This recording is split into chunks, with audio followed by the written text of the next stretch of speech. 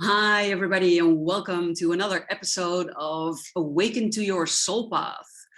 I am your host, Barbara, and I am joined by your other host, Robyn, today. And today we want to talk to you about the spiritual tool belt or the spiritual toolbox, depending on how many tools you have and if it still fits in your belt. Welcome, Robyn. Hi, Barbara. Well, I wanted to start out this conversation because I have been going through such massive changes in my life. And I've really had to take a really deep dive into what is going on for me emotionally, physically, spiritually. And I basically came to my knees in around April, just feeling so overwhelmed with everything that was going on in the world and trying not to buy into the fear, buy into the anxiety, buy into the stories that we're being told. And how do I stay heart-centered and strong in my own personal beliefs, in my own ability to stand up for what I believe is right?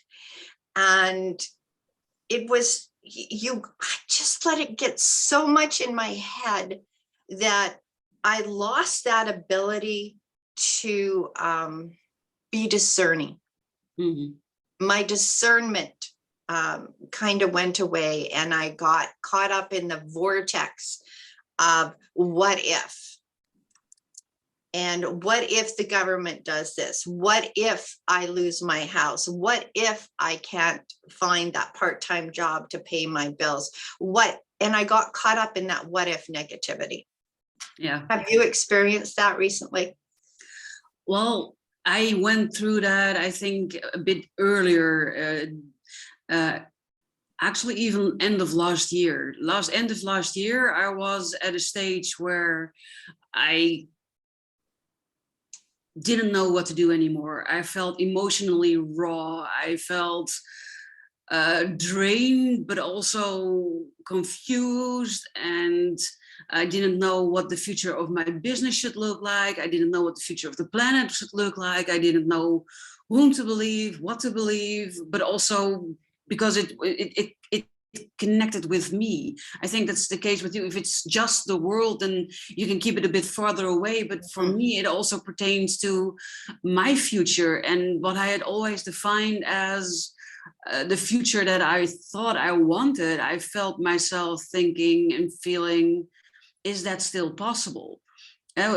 One of my dreams, for instance, is to run retreats and to open a retreat center. And everybody was in lockdown and you couldn't be with each other, and the vaccines and all the stuff, and then no traveling and travel blogs and the bans. And all of a sudden it was like, do I still want that? Is that still possible? And do I still want that? And what does it mean for me? And I recognize what you're saying. I had to go walking every day for 3 hours. Not I wanted to, I had to go walking, because if I didn't, I definitely couldn't make it through the day. And even if I went walking for 3 hours, I would feel good when I come home, but then immediately be sucked right back into the energy of fear and anxiety and stress. And here everybody lives very close together, so it's all the energies that you're surrounded with, but also that are of influence on your ability to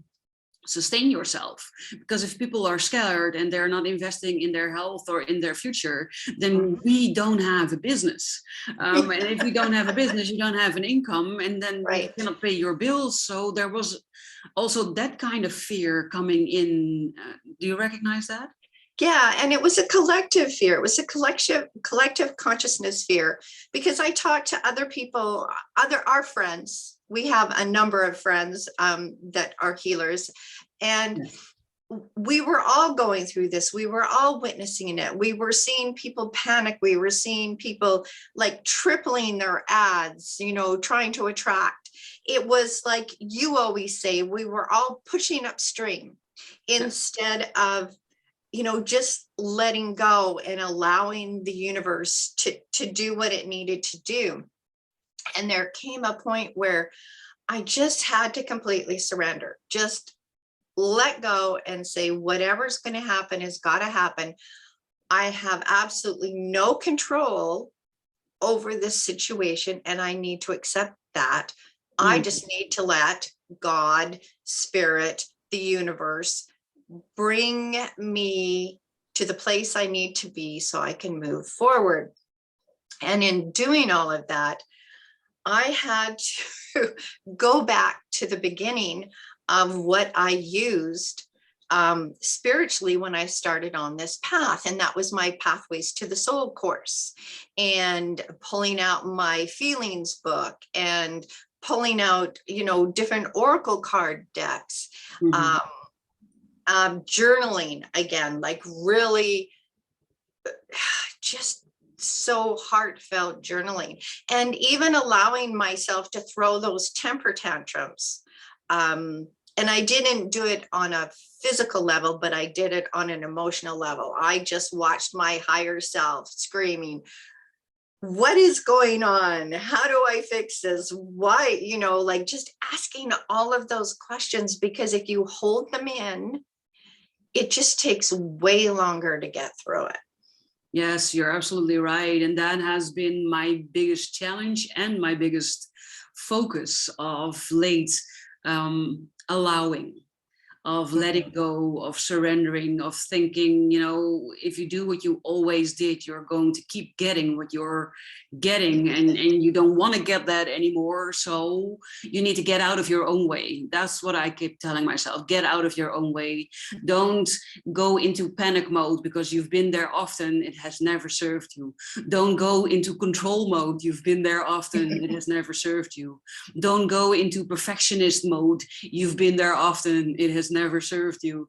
And instead, I bought a hammock and a boulder car to transport it, and I go to a lake where I need to walk a lot and it's quite heavy. That's why the boulder car. But then when I get there and I put everything up, it's just chilling and relaxing and not doing anything. And still I had brought my books and my physical books, my audio books, stuff to do and to educate myself while I was there. And in the end, I did absolutely nothing. I just was like, Yeah. I am present in this moment. I just was there on my back in the hammock in the sun with my thoughts, just letting them go. And in the end, I noticed I wasn't really thinking much of anything. I wasn't really doing much of anything except just enjoying the sunshine, the feeling of the sunshine on my skin, thinking, oh, it's so great that there's a lovely wind here, because otherwise it would be quite hot. And staying in the moment, being fully present in the moment, because I had all these thoughts that keep threatening to pop up. And but it's you need to work and you need to do marketing and you need to do this, and you need to do that, and you need to do this.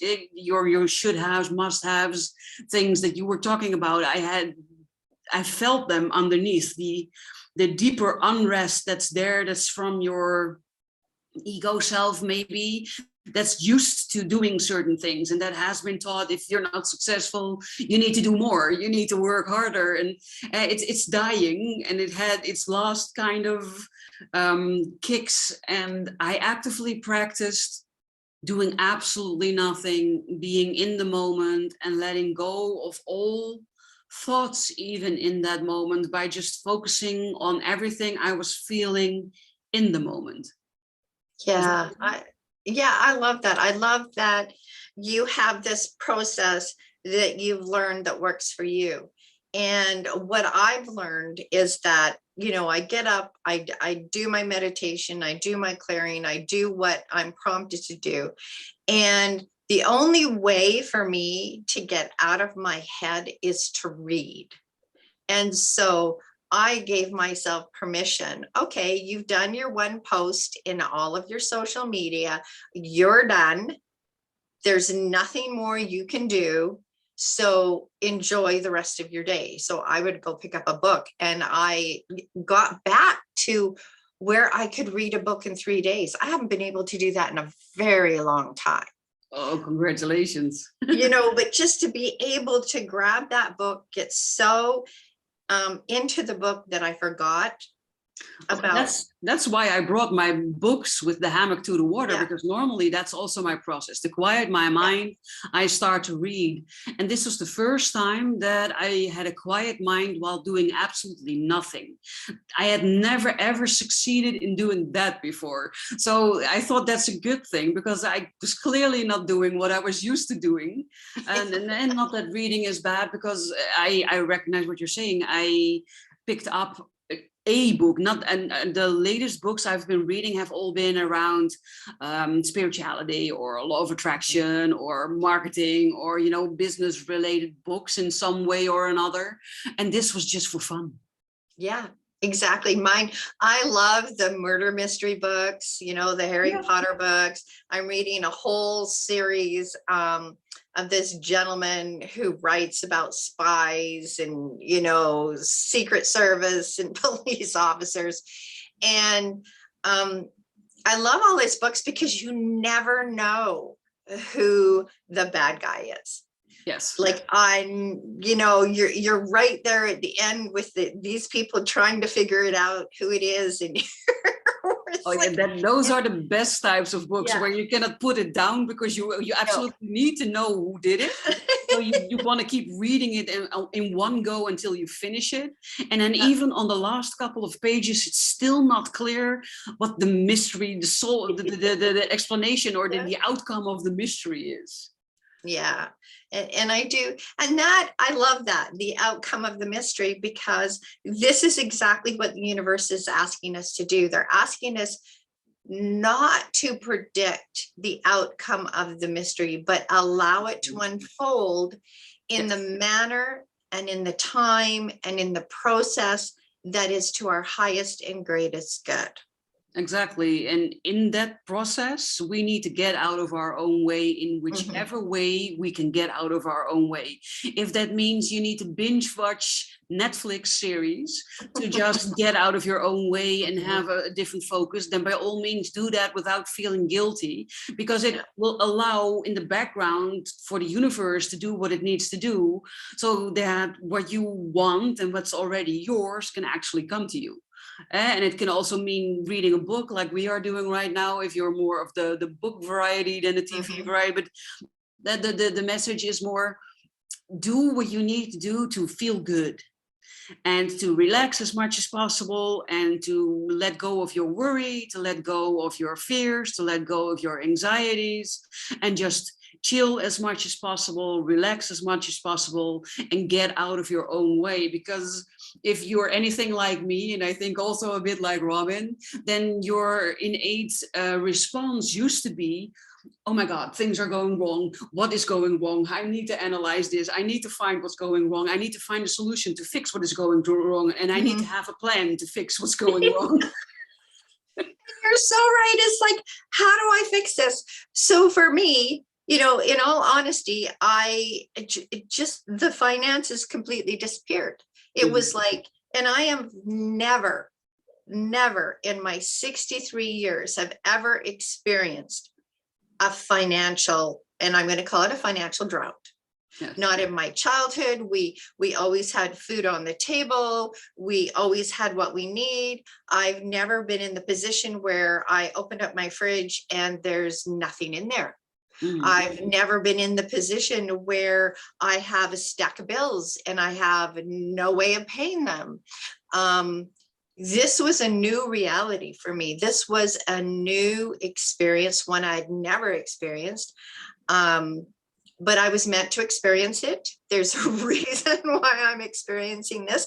And a part of it is for us to have clarity, and I'm not saying it's always 100% necessary, but for us to be really good healers, we require empathy. And sometimes empathy, we need to experience what other people have experienced so that we have that empathy, that understanding, that compassion.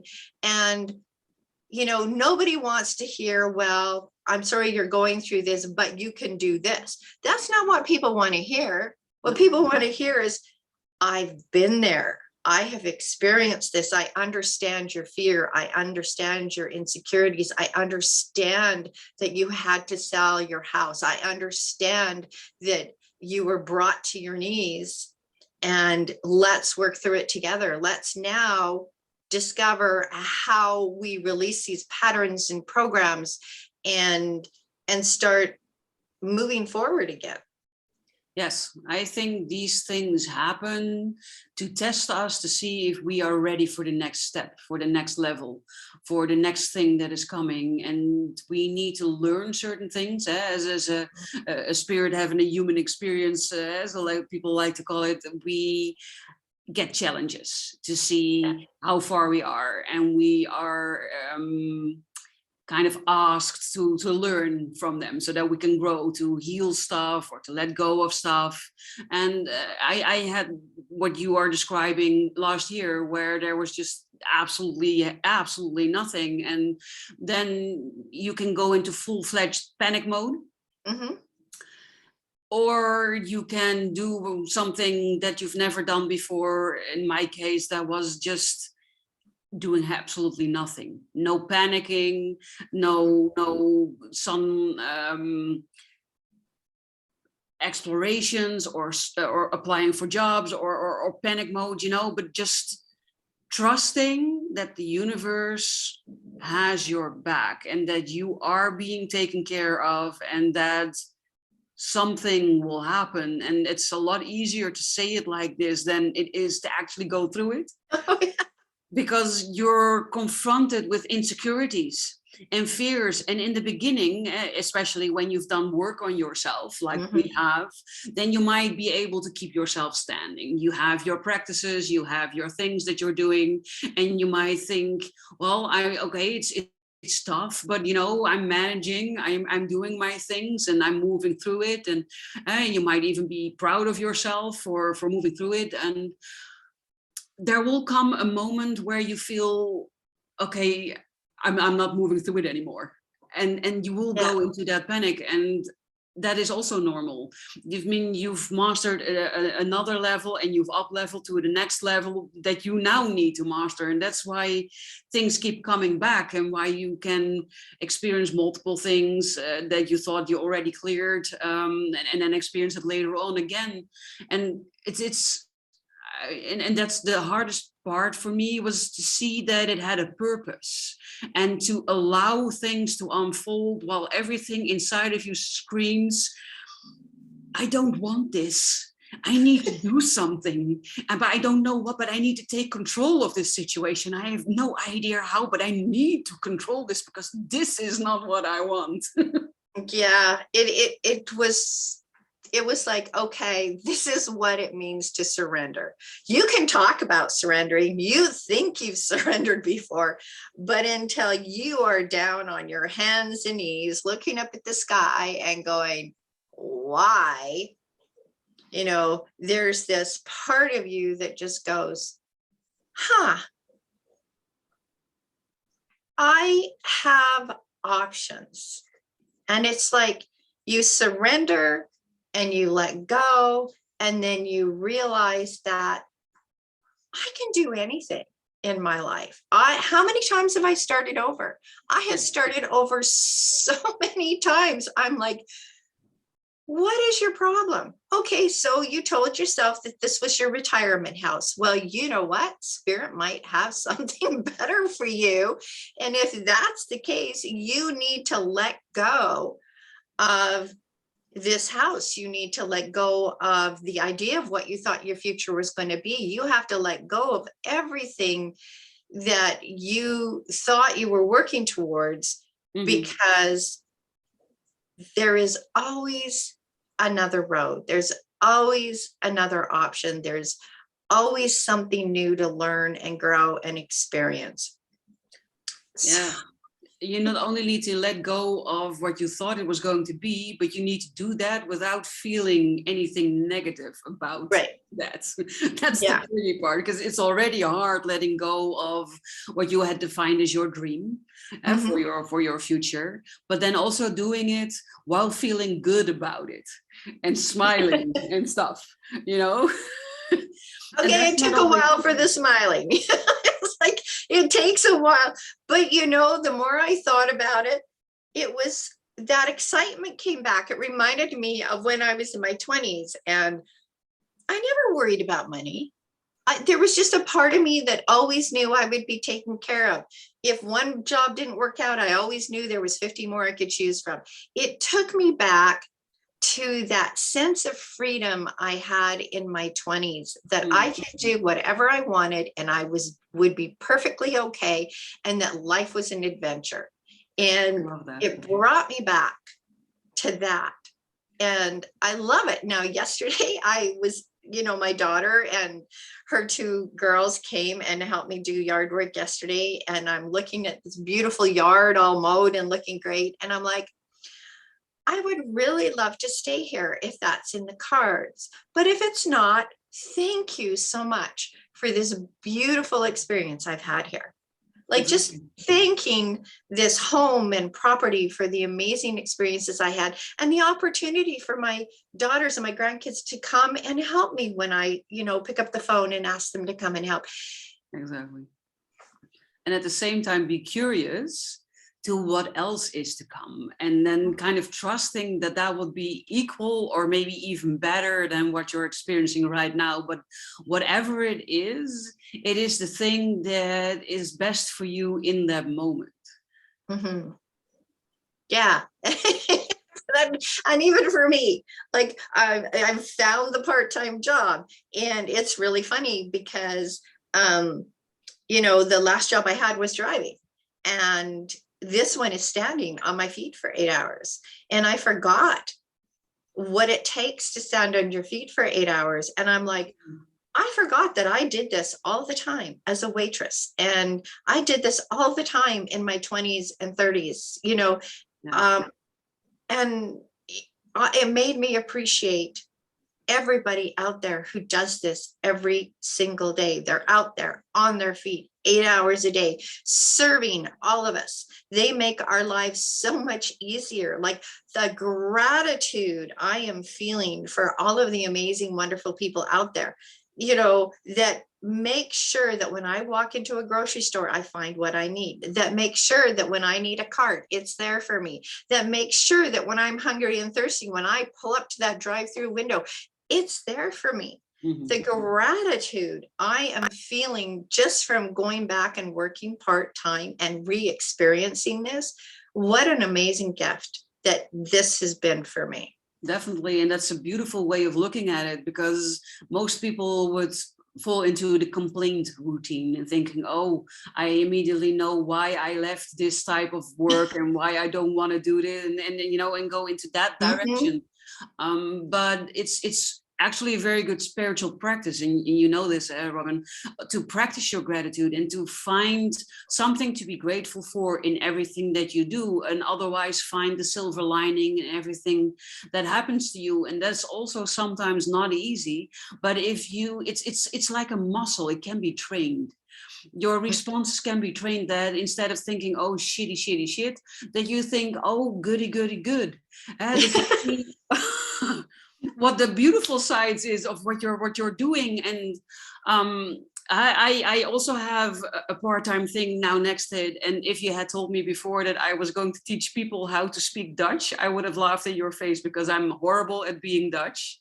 I don't really particularly like the language. I don't like the food, and sorry people, but I often also don't really like the Dutch people. So I've always felt like an alien in my own country. And you know, I'm teaching people how to speak Dutch at the moment. And you know what? I am having such an amazing time. These are such wonderful people that are motivated, that are dedicated, and that wants to learn my rather difficult language. And then I went up a level and I thought, well, what was the thing that you really wanted to do? What is your soul mission, your calling here? And I thought, yeah, helping people. And I think that's what you're doing. You're not helping them within your own business in the way that you had envisioned yourself, but you are still helping people. And I now have all my reviews are 5-star reviews, and my students love me, and I love teaching them. And everyone is at a different level. Everyone comes from a different country. They speak a different language originally, and all of them want to learn Dutch, and we're learning it in the most fun way possible to learn a language. And then I thought, how beautiful is that? What a great gift is that? And in the end, you're still doing what you love doing, helping people and making a difference. And that's what you are doing with your part-time job as well. You're helping people and you're making a difference. And if you can lift yourself to that level and see it that way, then you raise your vibration to the level of the things that you've determined for yourself that you want in your life. Yeah, absolutely. The ability to and to learn, like, okay, this is a hardware store. You can imagine all of the things I have to learn in a hardware store. Where is this nut? Where is this screw? Where do I put this stuff? But I am amazed at how quickly I am retaining what I'm learning, and the ability to, greet people when they come into the store and see that look of surprise on their face and that big smile and them, and just helping people think differently. Like, people get stuck in their ways. And so one of the things that I've really had to help my coworkers around is looking at things differently. And my number one question is, well, just because you've done it that way for 30 years, does it make it right? Mm-hmm. What if you opened your possibility to change the way you perceive this? And, I went into the greenhouse area and it was jam-packed with stock. And I'm like, nobody can come in here. Like, this is not a safe place for people to come in here and pick up these flowers. And all I got was, well, we've always done it this way. And And I went to, the person who I had asked, and I said, I would love an opportunity to go in here and organize this. And within 2 hours, I had everything put away, and put away in a way that it was safe for everybody. And as I was doing it, more and more people were walking into the door because they didn't realize that they could actually go in there, because it looked like a storage room. It didn't look like a greenhouse. Like, you didn't know you had permission to go in there. And I wouldn't have gone in there as a customer. I would have looked in the door and went, whoa. Yeah, that's a beautiful story that illustrates what I mean when I talk about rules. The rules are, to me, the bullshit rules of life. And those are when people say, this is the way we've always done things, or this is the way things are supposed to be. And the rules are handed down from generation to generation. Like, we've always done this. So somebody started with the greenhouse in this way, and then they told people this is the way it's supposed to be. And then they told people that they were training, and then it migrated from generation to generation. But indeed, is this the way you want it to be done? And is this the most effective way of doing it? And this is a very tangible example, but it also is in different areas in your life, things that you're thinking about when it comes to your job, or when it comes to how you prepare your food, or how it comes to when you clean your house, or how it pertains to your spiritual practices. The point is, question things and ask yourself, when it doesn't feel good. When it feels good, don't change anything. If you're liking it, then it's probably well. But there are a lot of things that we do out of habit, or because we feel obligated. And then think, well, is this actually the best way of doing it? Or is this what I want to be doing? with my time? And even though I feel obligated, or can we maybe change a little thing? An example of that would be when I spoke with my mom. It turned out she hated cooking when I was young, and I hated doing the dishes. And she didn't mind doing the dishes, and I didn't mind cooking. So we switched. And I started cooking for our family, and my mother did the dishes, and we were both happy. So it's not that the mom needs to cook and the children then do the dishes. No, if you're happier the other way around, then turn it around. And we need to stand still by thinking about these things. Thinking, is this still the way I want to do things? Is this the way I want to be going? Is this still working for me? And if not, then, change it. So yay, Robynn, good for you. Well, and it was honestly, it was like, this is my second day at the job. It was literally my second day. And I was like, I'm sorry, I can't handle this. Please let me change it. And I was given permission because, people had just thrown up their hands because they didn't know how to do it differently. They didn't know how to think outside the box because they never thought they had permission, because whenever they asked, the answer was, well, we've always done it that way. Yes. And but nobody ever said, but it's not working this way. If it's not working this way, let's think outside the box and find a way where everybody can be accommodated and everybody feels good about how it ended up. Exactly. Right. Lots of people let themselves be stopped when they hear, oh, but that's the way we've always done. And then they accept that as truth, and it stops there, but it doesn't have to stop there. So, if you were a man, I would have said there was some balls asking for that on your second day. Well, and it really was, because I asked myself the question, this is your second day. How important is this to you? And I'm like, this is dangerous. I would not want to go in here. And as a customer, if I came in here, I would have immediately gone and made a complaint as a customer. But see, the thing is that people get used to things the way they are, and that even customers just come to the point, well, this is the way it's always been. I'll just, like, when people get used to things, they stop looking for new results. They stop thinking outside the box. They become stuck in their patterns and programs, and it becomes comfortable. Well, everybody got comfortable with how this was every summer. And I was like, I'm not comfortable with it. And if you give me permission, I will show you how we can change this. And everybody still gets what they need.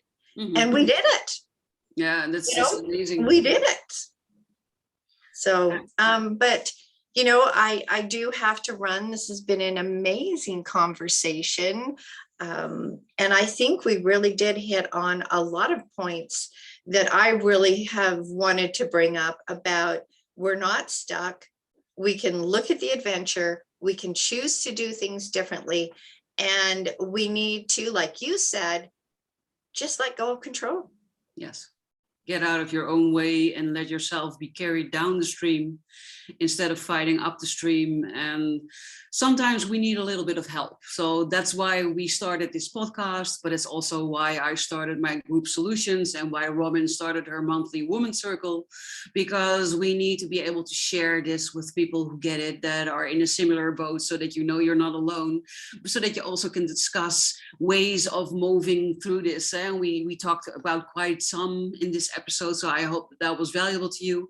But if you still have questions after this podcast, or if you want to talk more about strategies or guidance or whatever form, reach out to me or to Robynn. We will gladly talk with you and see how we can help you take the next step on your journey to awaken to your soul path. For today, we are signing off. It was an amazing episode. Thank you so much for being here, for watching, for listening, and we will see you all next time.